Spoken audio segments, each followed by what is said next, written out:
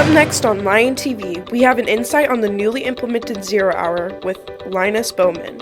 Then, the scoop on tennis with Mark Williams. And me, Chandler Stinson, with a local football star and his new letter of intent. All that and more when Lion TV starts now.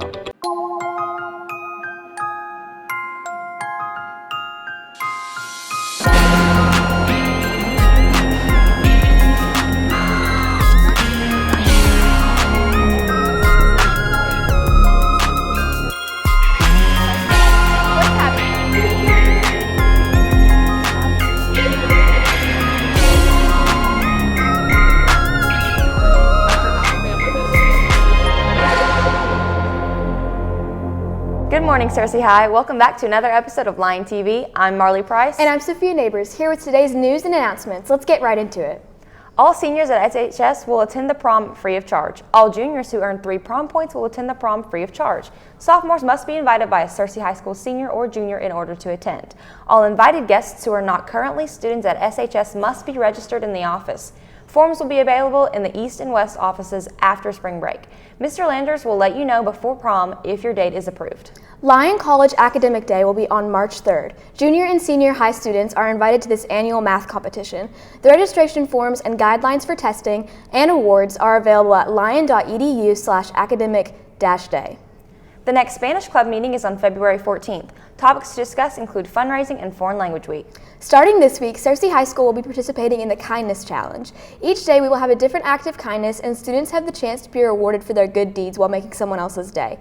On Monday, the challenge is to compliment someone. Tuesday is to do a good deed. Wednesday is a note of kindness. And Thursday is to say hello or give a high five to a stranger. I'm really liking this new 0 Hour. It makes it easier to attend club meetings and stay on track with schoolwork. I agree. I like that some students get the option to not have to be at school until 8:20. I'm hearing lots of different things concerning 0 Hour, but I hear Linus Bowman has all the details. Let's send it over to Linus. There are many students suffering academically, but there seems to be one solution to the problem. Is 0 Hour a good solution or a bad solution? The reports that I've gotten back thus far is that the teachers have found that the kids that are coming, that are actually participating, they're making those academic strides. So I think it's being successful thus far. Hopefully we get to a point where it's never needed, but as of right now, we're going to continue to roll with it. Many people feel that 0 Hour will be successful in the future. Others don't see it that way. Honestly, if it does succeed, it'll probably be really good, but I don't feel like it's doing all that good because we're seeing a rise in Saturday schools, ISS, all that sort of stuff, because people aren't showing up. 0 Hour isn't just free time to hang out with friends or extra time to sleep in. It's also good to get caught up academically.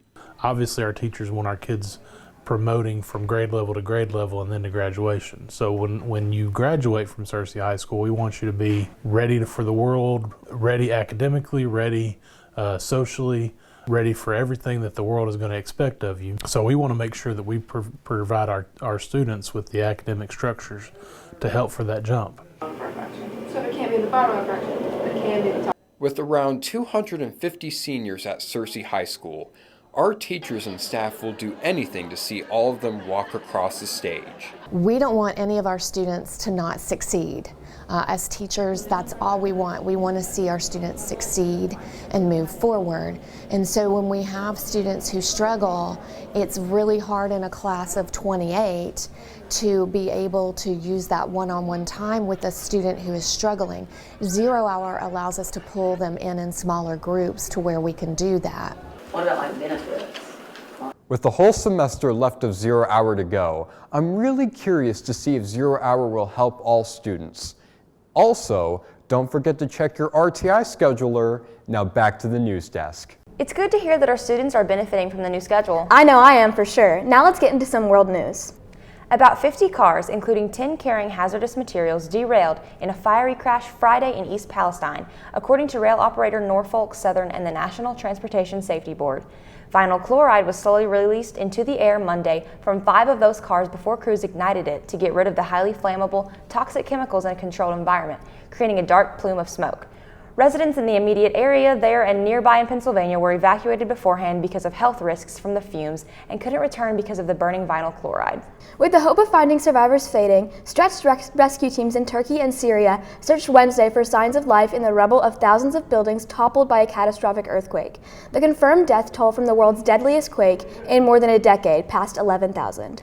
Microsoft is fusing ChatGPT-like technology into its search engine Bing, transforming an internet service that now trails far behind Google into a new way of communicating with artificial intelligence. The revamping of Microsoft's second-place search engine could give the software giant a head start against other tech companies in capitalizing on the worldwide excitement surrounding ChatGPT, a tool that's awakened millions of people to the possibilities of the latest AI technology. President Joe Biden exhorted Congress Tuesday night to work with him to finish the job of rebuilding the economy and uniting the nation as he delivered a State of the Union address aimed at reassuring a country beset by pessimism and fraught political divisions. In his 73-minute speech, Biden sought to portray a nation dramatically improved from the one he took charge of 2 years ago, from a reeling economy to one prosperous with new jobs, from a crippled, pandemic-wearied nation to the one that has now reopened, and a democracy that has survived its biggest test since the Civil War. All this rain, the last few days has put me in such a good mood. I love the rain. Me too. Let's send it over to Emily to get this week's weather forecast.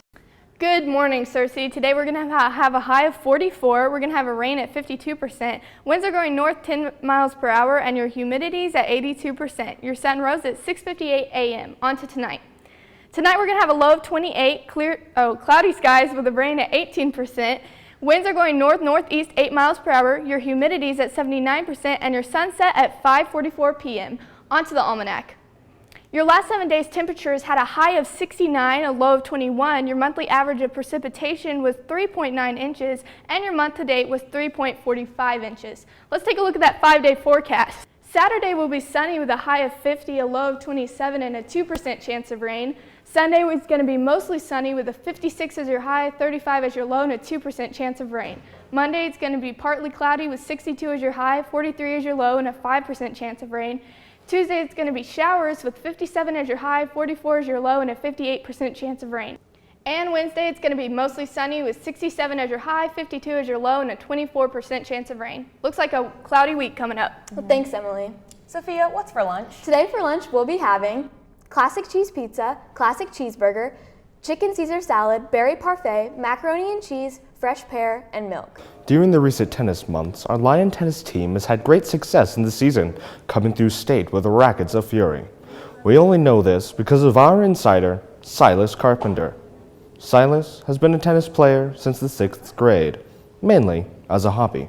This year I was the 7th man, so I'm like ranked number 7 on the team. It's like first alternate, I guess.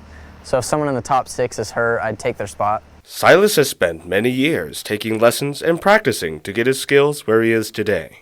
During the season, I was having probably 1 tennis lesson a week, and I was just having practice every day after school, and then probably like twice a week I was playing a couple games, a couple matches. Tennis is not just about practice and technique. The racket you use affects your game massively. I use the Yonex E-Zone racket. It's a pretty good racket. It's like a medium weight. Has a lot of control, not too much speed.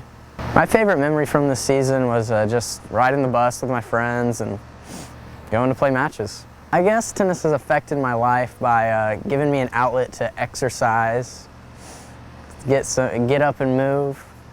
Within the smashing tennis season, Silas has learned and loved quite a bit. My advice for future Searcy High School tennis players is work hard, just really try, and you'll do just fine. As he rises through the ranks, we shall wish our 7-man, Silas Carpenter, with the best of luck. This is Mark Williams. Back to the news desk. I can't believe my tennis career is over. It makes me so nostalgic seeing the underclassmen play. But hey Marley, isn't your 18th birthday coming up soon? Yep, and honestly, the thing I'm most excited for is gaining my right to vote. Miss Edelman taught me well. Well, I heard that Vivi Tomlinson just published an article on some of our other seniors in our school also getting their right to vote. Interesting. You can find this story on our Searcy Lion Press website. Our Lion Press also publishes stories on different events going on within the community, politics, and sporting events. Speaking of sports, let's send it over to Chandler to get all of our sports updates. Take it away, Chandler.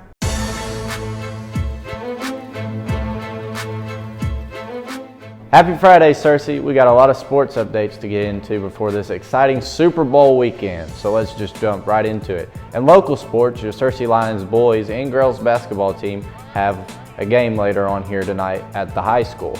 They will be taking on a tough conference opponent in the Marion Patriots. The last time these two faced each other, the boys would take a hard loss where the Patriots would win 56-32, while the girls just barely beat Marion in a close one with a score of 56-53. The rematch for both of these teams will be live streamed on Lion TV on the YouTube channel, with the girls game starting at 6 and the boys game starting at 7. On Wednesday, senior offensive tackle Eli Wilson signed a college deal with Ouachita Baptist University in Arkadelphia to play for their football team. Congratulations, Eli, on signing, and we can't wait to see what he can do as the Tiger. The Cersei Lions wrestling team had a senior night this Tuesday where the boys would win 69-6 and the girls would win 53-18. Congratulations to all the seniors for all the things they have done in the program so far, and we can't wait to see what they do before the season ends. The Cersei Lions bowling team made up a conference tournament on Monday where they would place 7th. Some of the teams will play later today where they will travel to Jonesboro for a state tournament. We were able to get an interview with Autumn McCann for how they are getting ready for their tournament. We feel really good about it. We're really proud. We bowl our 2 games, and during practice we'll stop if we need improvement. The coaches will help us and just show us how we can improve. Well, we wish our bowlers the best of luck, and we hope to see them come back with a state tournament win.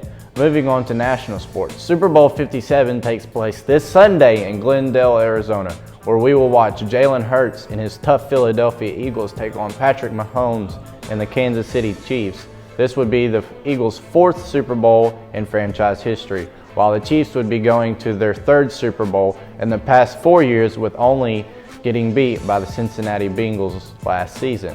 This would be the 6th time in century where we would see the top seeds from each conference go up against each other. This would also be the first time where we see 2 brothers face off against each other in the Super Bowl. Eagles center Jason Kelce takes on his little brother, Chiefs tight end Travis Kelce, with us seeing a battle of brothers and 2 MVP candidate quarterbacks. This is looking like a great game to remember for a long time.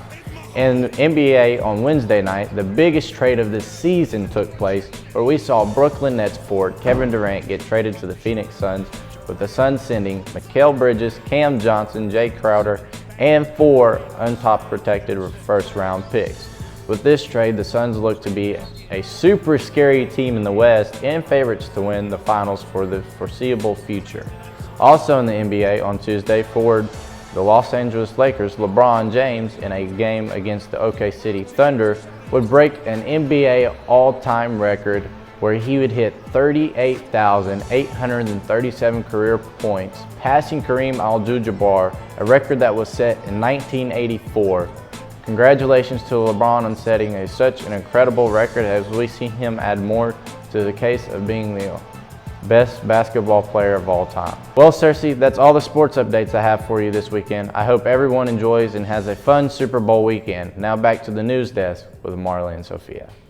We're only 4 days away from the Super Bowl. I know, right? It's closer than I thought. On Wednesday, we asked you all to vote on whether you thought the Chiefs or the Eagles would win, and the results were rather interesting. 59% of you had your vote in for the Chiefs, while the other 41 were rooting for the Eagles. And today we're asking you for your game day predictions. Make sure to answer the poll in our story for your guesses. I can't wait to see who gets the closest. Well, that's all we have for you today, Cersei. Don't forget to subscribe to our YouTube channel at Cersei High Lion TV. And follow us on Twitter at Lion TV, Instagram at Cersei Lion TV, and on Facebook at Cersei High Lion TV.